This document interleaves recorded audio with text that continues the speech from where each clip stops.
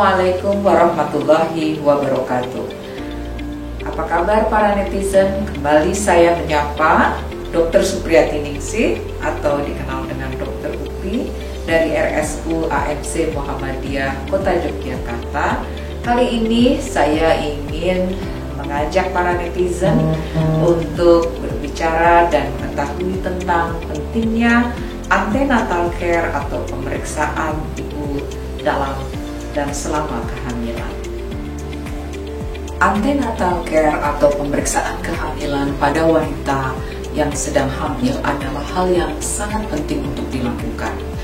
Mengapa? Karena proses kehamilan dari awal seorang wanita dinyatakan hamil hingga 9 bulan kehamilannya adalah merupakan proses yang sangat penting untuk dipantau, untuk dijaga, dan diupayakan sehingga ibu dan bayi bisa sehat selama ibu hamil dan bayi yang dikandungnya, dan setelah melahirkan ibu dan bayi juga dalam keadaan sehat, baik setelah melahirkan maupun setelah beberapa waktu ke depan ibu dan bayi ini menyelesaikan seluruh proses dalam persalinannya.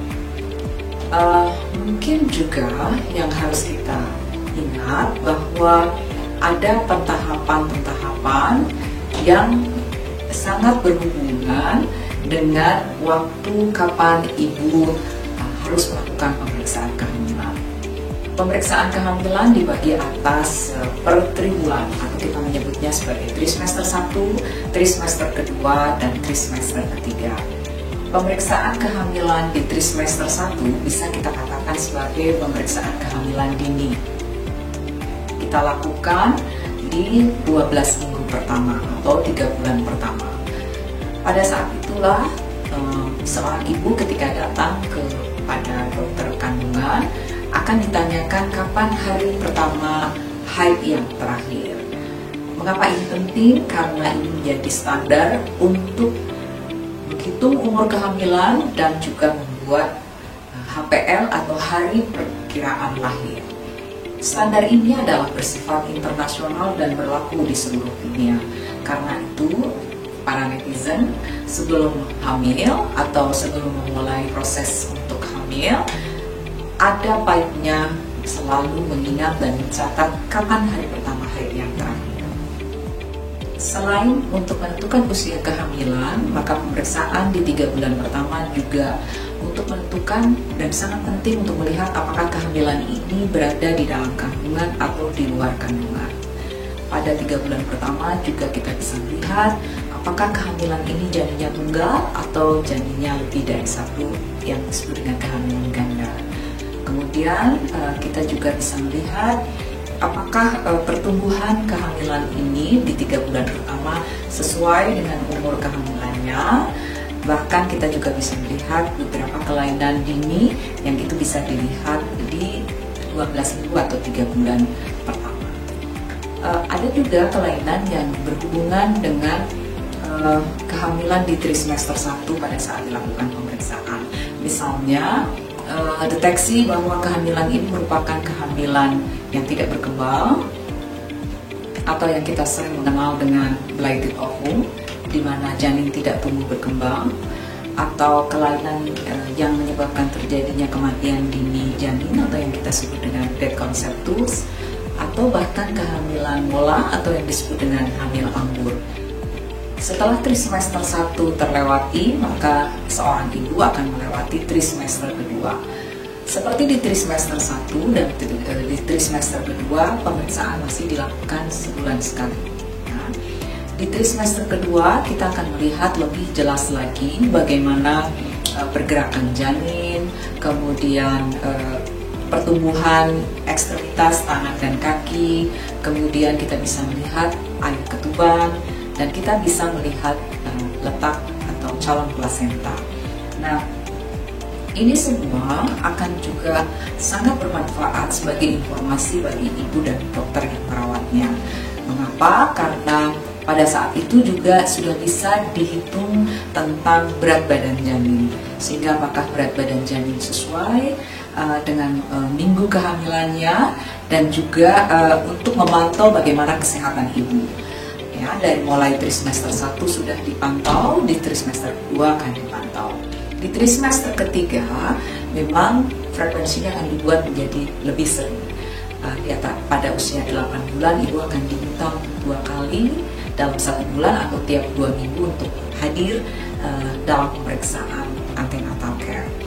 Pada saat itu kondisi ibu dan janin juga akan dipantau kembali. Bagaimana pertumbuhan janin sesuai umur kehamilannya, kemudian bagaimana jumlah air ketuban, kemudian juga letak plasenta atau kita menyebutnya sebagai ari-ari, kita pastikan kembali berada di mana.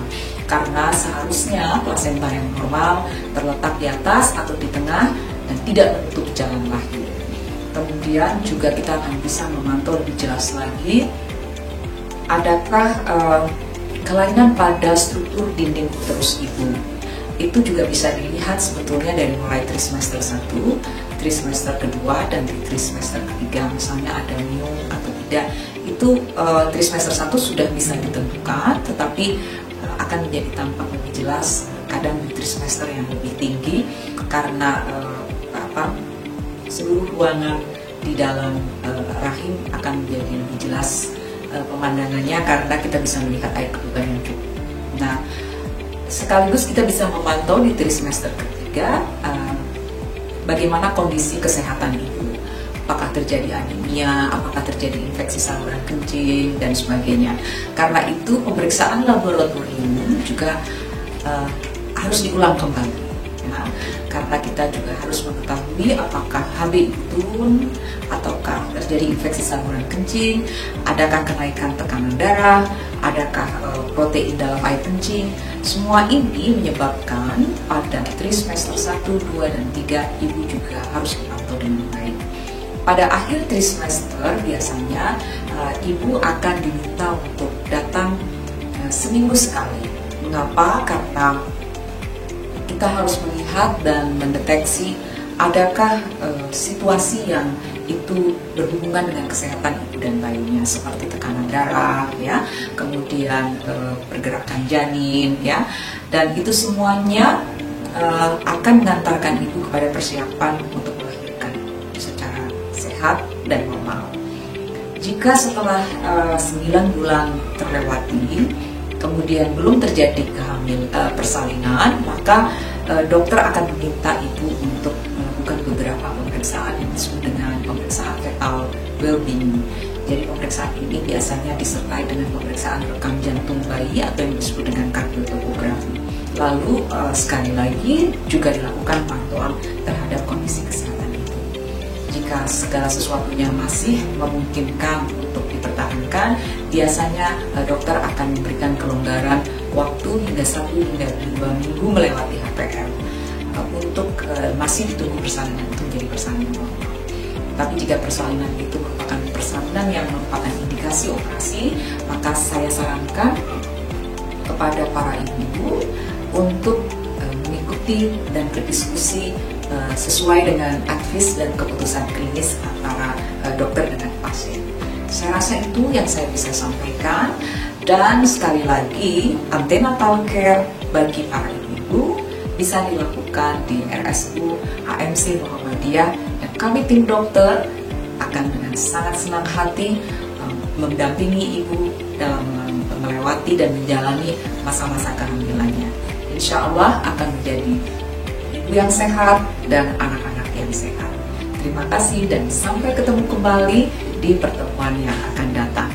Bye. Assalamualaikum warahmatullahi wabarakatuh.